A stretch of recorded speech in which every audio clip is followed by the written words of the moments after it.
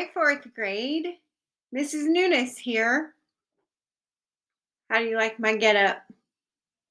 So, I'm going to read you a story. Horton, here's a who. Here we go. Horton, here's a who by Dr. Seuss. On the 15th of May in the jungle of Newell, in the heat of the day, in the cool of the pool, he was splashing, enjoying the jungle's great joys, when Horton the elephant heard a small noise. So Horton stopped splashing. He looked toward the sound. That's funny, thought Horton. There's no one around. Then he heard it again, just a very faint yelp, as if some tiny person were calling for help. I'll help you, said Horton. But who are you? Where? He looked and he looked. He could see nothing there but a small speck of dust blowing past the air.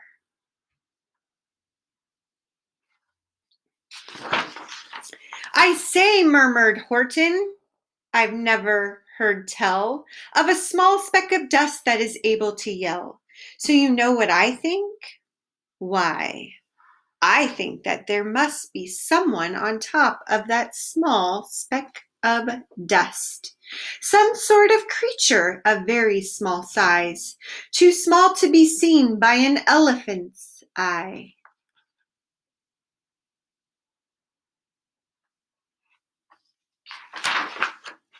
Some poor little person who's shaking with fear that he'll blow in the pool he has no way to steer. I'll just have to save him because, after all, a person's a person no matter how small.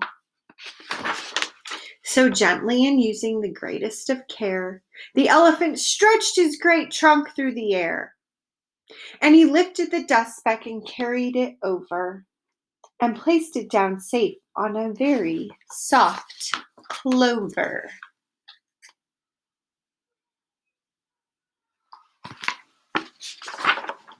Humph! Humphed a voice. 'Twas a sour kangaroo.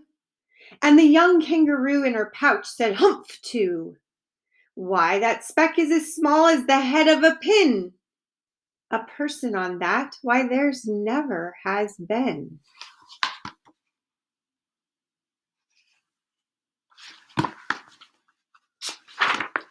Believe me, said Horton, I tell you sincerely, my ears are quite keen and I heard him quite clearly. I know there's a person down there, and that's more. Quite likely there's two, even three, even four. Quite likely. A family, for all we know. A family with children just starting to grow. So please, Horton said, as a favor to me, try not to disturb them. Just please let them be. I think you're a fool, laughed the sour kangaroo. And the young kangaroo in her pouch said, me too. You're the biggest blame fool in the jungle of Newell. And the kangaroos plunged in the cool of the pool. What terrible splashing, the elephant frowned. I can't let my very small persons get drowned. I've got to protect them, I'm bigger than they. So he plucked up the clover and hustled away. Through the high jungle treetops the news quickly spread. He talks to a dust speck, he's out of his head. Just look at him walk with that speck on that flower. And Horton walked, worrying, almost an hour. Should I put this speck down, Horton thought with alarm. If I do, these small persons may come to great harm. I can't put it down, and I won't. After all, a person's a person, no matter how small.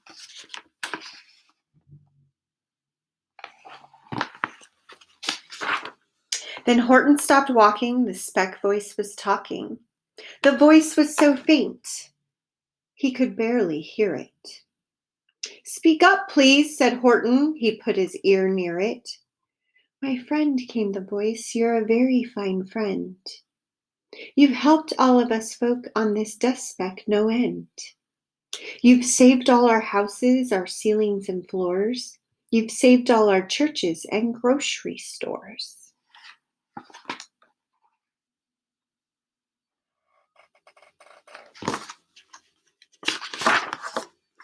You mean, Horton gasped, you have buildings there too?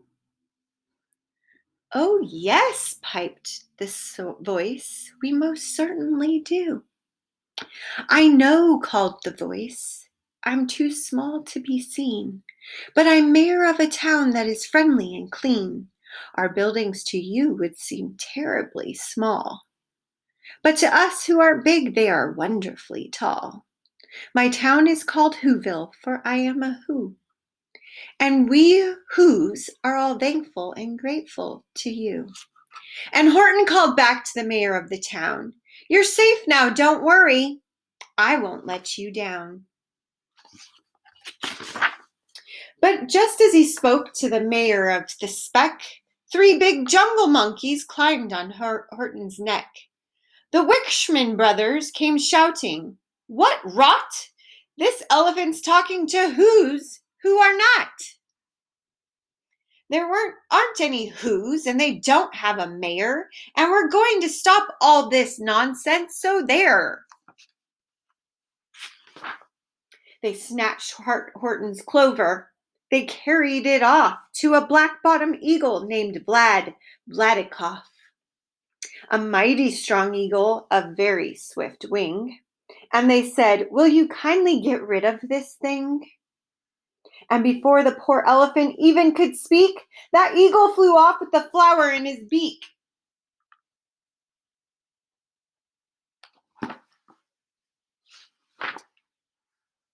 All that late afternoon and far into the night, that black-bottomed bird flapped his wings in fast flight, while Horton chased after with groans over stones that tattered his toenails and battered his bones, and begged, please don't harm all my little folks who have as much right to live as us bigger folks do.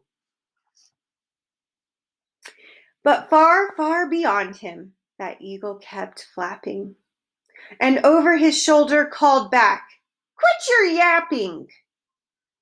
I'll fly the night through, I'm a bird, I don't mind it.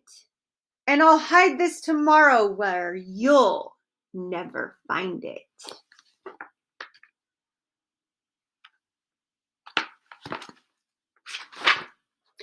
And at 6:56 the next morning he did. It was sure a terrible place that he hid it. He let that small clover drop somewhere inside of a great patch of clover, dropped 100 miles wide. Find that, sneered the bird. But I think you will fail. And he left with a flip of his black-bottomed tail. I'll find it, cried Horton. I'll find it or bust. I shall find my friends on a small speck of dust. And clover by clover with care, he picked up and searched them and called, are you there? But clover by clover he found that one that he sought was for naught around. And by noon poor old Horton, more dead than alive, had picked, searched, and piled up 9,005. Is he going to find him? Then on through the afternoon, hour after hour, till he found them at last on the 3,000,000th flower. My friends, cried the elephant, tell me, do tell. Are you safe? Are you sound? Are you whole? Are you well?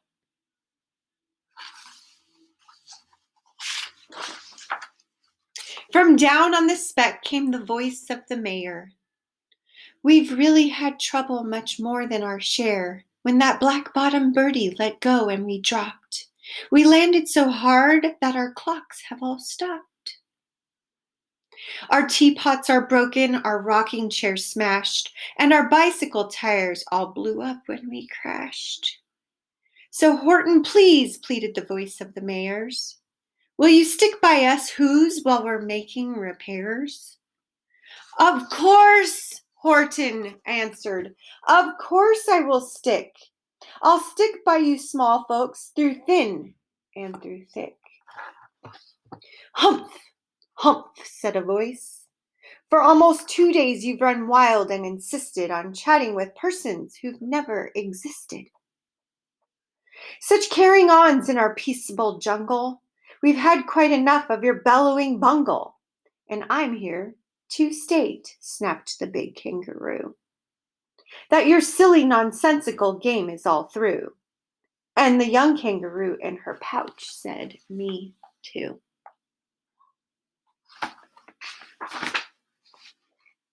With the help of the Wickersham brothers and dozens, of Wickersham uncles and Wickersham cousins, and Wickersham in-laws whose help I've engaged, you're going to be roped and you're going to be caged. And as for your dust speck, ha, that shall boil.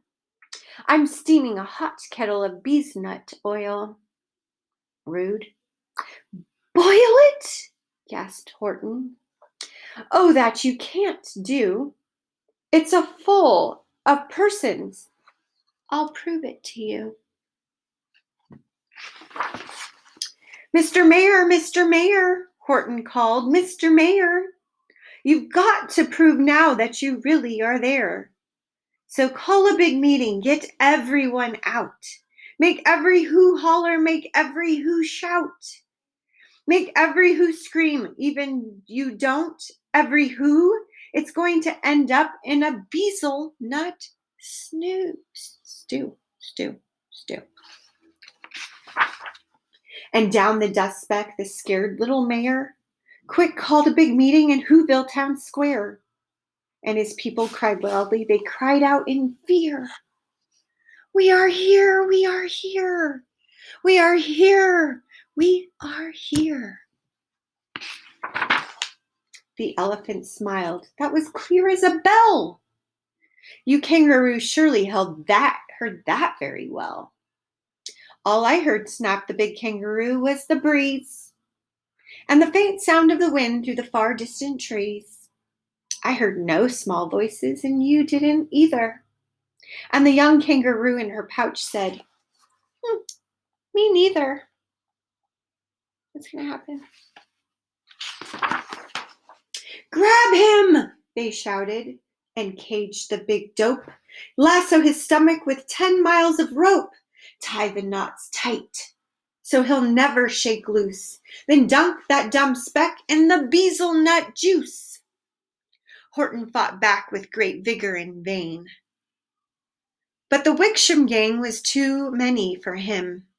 They beat him, they mauled him, they started to haul him to his cage, but he managed to call to the mayor, don't give up.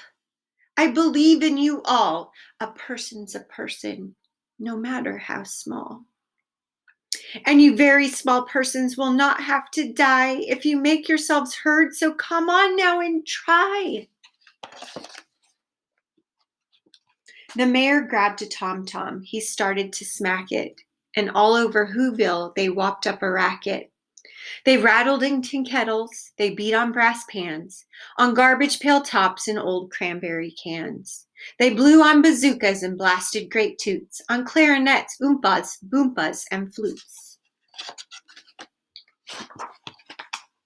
Great gusts of loud racket rang high through the air. They rattled and shook the whole sky and the mare. Called up through the howling, mad hoobaloo. Hey, Horton! How's this? Is our sound coming through? And Horton called back, I can hear you just fine, but the kangaroo's ears aren't as strong as mine. They don't hear a thing. Are you sure all your boys are doing their best? Are they all making noise? Are you sure every who down in Whoville is working? Quick, look through your town. Is anyone shirking? Through the town rushed the mayor from east to the west, but everyone seemed to be doing his best. Everyone seemed to be yapping or yipping. Everyone seemed to be beeping or bipping. But it wasn't enough, all of his ruckus and roar. He had to find someone to help him make more. He raced through each building. He searched floor to floor. And just as he felt he was getting nowhere and almost about to give up in despair, he suddenly burst through a door, and that mayor discovered one shirker, quite hidden away, in the Fairfax apartment 12J. A very small shirker named Jojo was standing, and bouncing a yo-yo. Not making a sound, not making a yip, not a chirp, and the mayor rushed inside, and he grabbed the young twerp. And he climbed with the lad up the Elfberg Tower. "This," cried the mayor, "is your town's darkest hour. The time for all who have blood that is red, to come to the aid of their country," he said. "We've got to make noise in greater amounts. So open your mouth, lad, for every voice counts." Thus he spoke as he climbed. When they got to the top, the lad cleared his throat and he shouted, "Yope!"